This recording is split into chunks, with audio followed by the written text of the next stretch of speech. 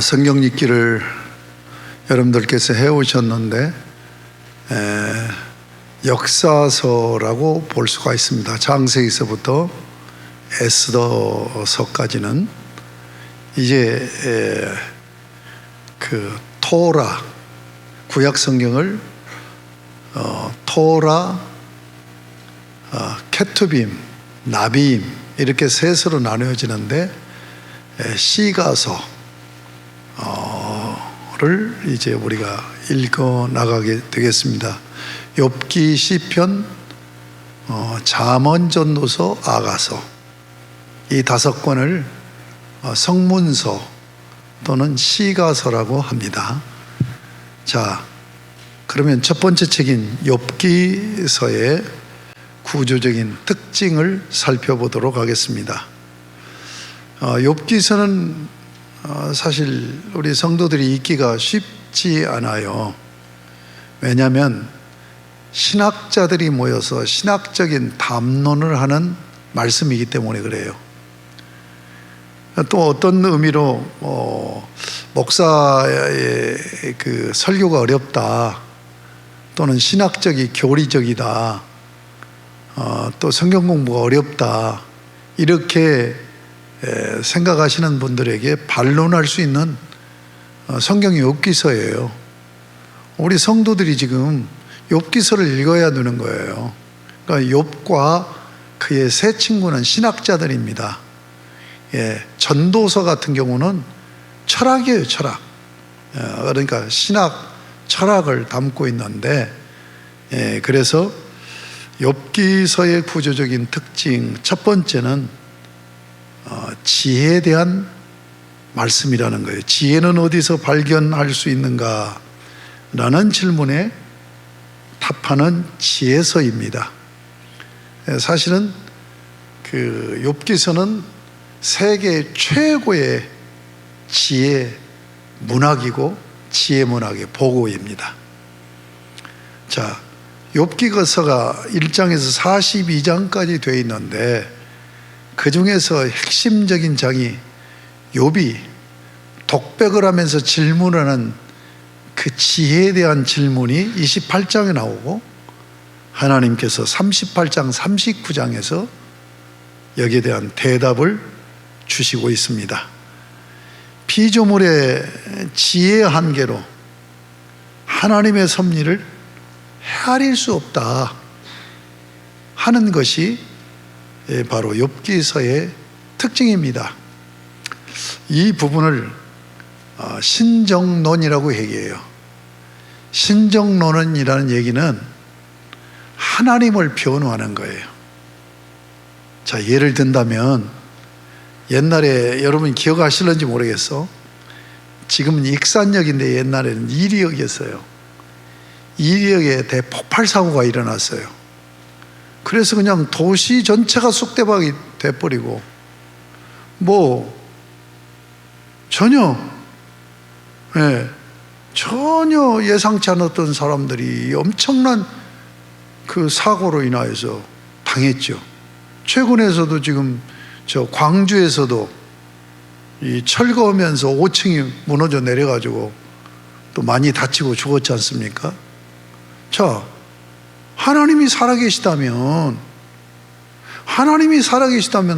사회에 어떤 그런 현상들이 일어날 수 있겠느냐 하는 문제예요.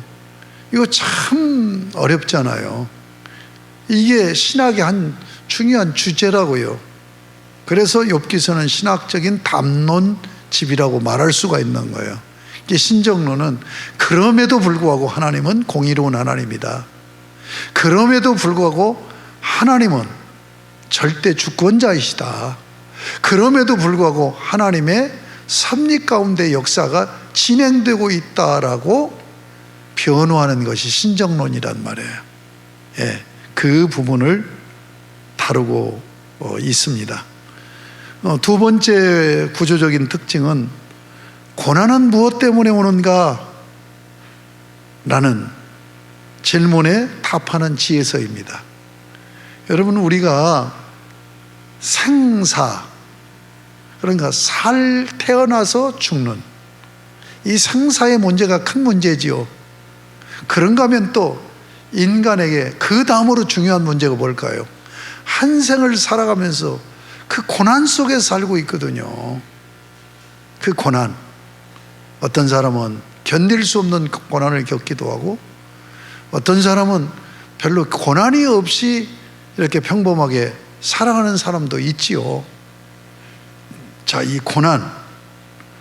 고난의 원인이 뭐냐 하는 것을 얘기할 때 보통 두 가지로 얘기하는데, 오늘 이 일반적인 두 가지 이유가 아닌 또 다른 이유를 제시하는 것이 욥기서입니다.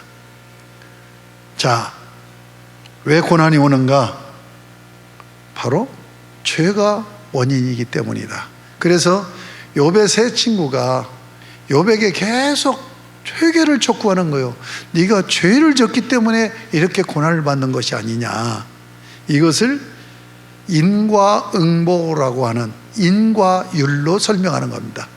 원인이 있으면 반드시 결과가 있다고 하는 인과응보론, 인과율로 그렇게, 그래서 이 욥과 세 친구들이 담론하는 것이 다른 게 아니에요. 욥은 변호하고 있고 이 세 친구들은 계속 인과율이라고 하는 이 원리에 적용해서 네가 죄를 지은 까닭에 이렇게 고난당하는 것이 아니냐 하는 이야기입니다. 그 다음에 이제 이 그 세 친구와 욥이 세 번 사이클로 돌아가면서 질문하고 대답하고 질문하고 대답하고 질문하고 대답하고 이런 식으로 세 번 사이클로 돌아가요. 그것이 뭐라고 그랬어요? 인과율. 죄를 졌기 때문에 고난이 오는 것이 아니냐 라고 하는 토론을 하는데, 그 토론이 끝나갈 무렵에 답답하게 여긴 청년 엘리후가 나타나요. 그래서 엘리후가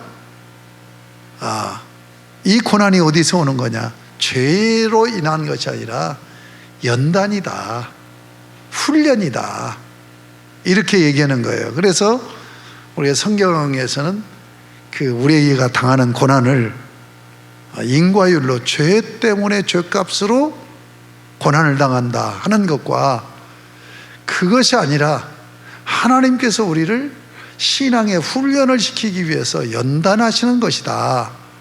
예, 로마서 5장 3절부터 5절까지 되어 있고, 야고보서 1장 2절에서 4절까지 나와 있는 말씀을 상기할 필요가 있습니다.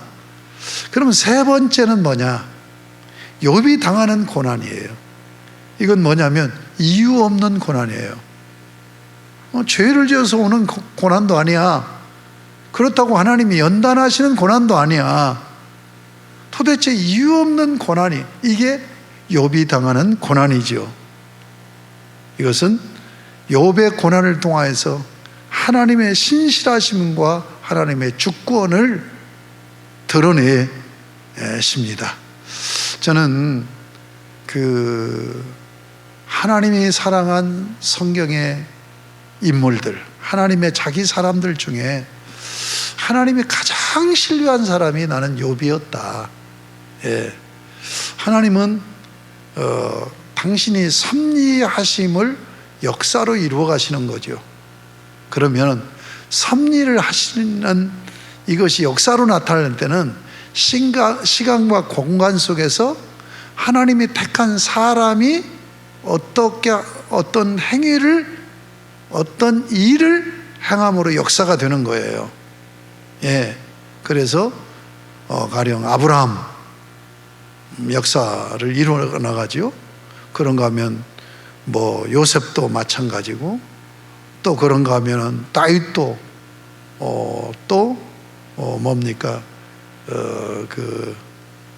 선지자들도 이런 분들을 통해서 하나님 역사를 이루어 가신단 말이에요. 그러니까 하나님의 섭리의 역사는 뭐냐면, 하나님이 택한 자를 시공이라는 역사 위에 딱 세워서 배역을 준 거예요.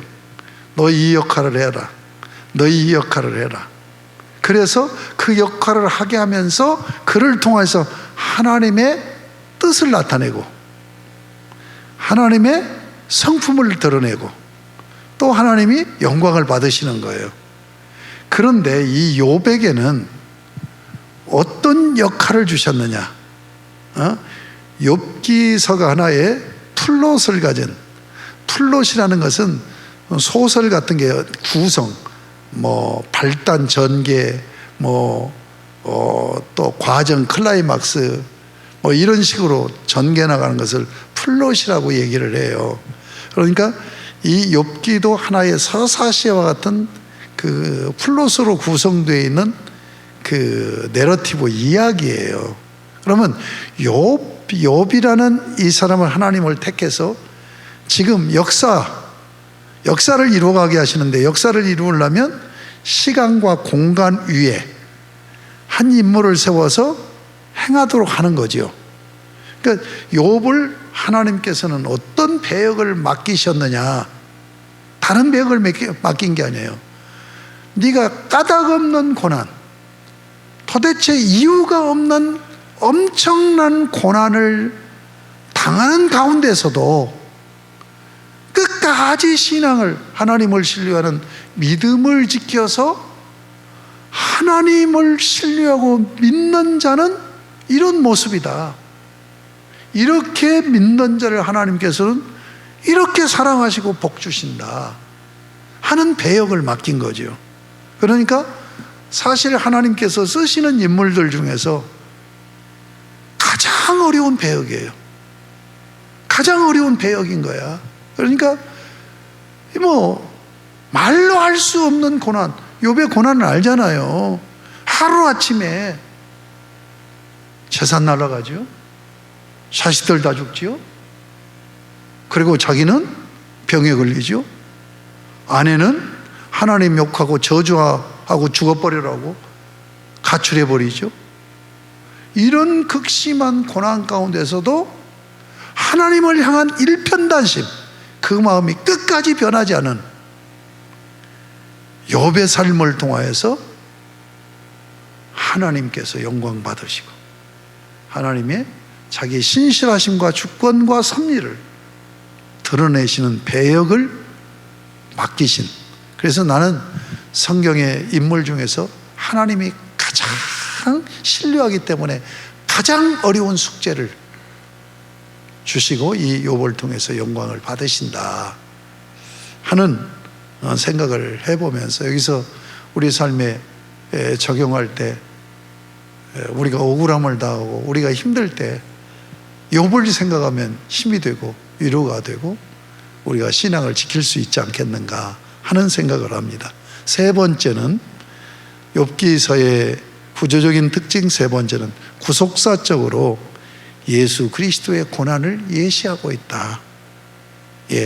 그러니까 이 욥의 고난이 어디서 왔느냐? 이유가 없는 질문이란 말이에요. 그런데 그것을 성육신하신 예수 그리스도께서 십자가 고난을 받으셔서 우리를 구원하심으로 욥의 고난의 질문을 최종적으로 해답을 주고 있다. 이렇게 특징을 이해하면 좋겠습니다. 하나님 아버지 감사합니다. 참 어려운 신학적인 담론을 담은 신정론을 다루는, 그리고 고난이 어디서 왔는가 하는 인생의 깊은 숙제를 다루는 욥기서를 읽으며 먼저 욥기서의 특징, 구조적인 특징을 살펴보면서 은혜를 받았습니다. 이 구조적인 특징을 마음에 담고 욥기서를 읽어나가며 어려운 성경이지만 이 말씀을 통하여서 은혜를 받는 그런 기회가 되게 하여 주시옵소서. 예수님의 이름으로 기도드립니다. 아멘.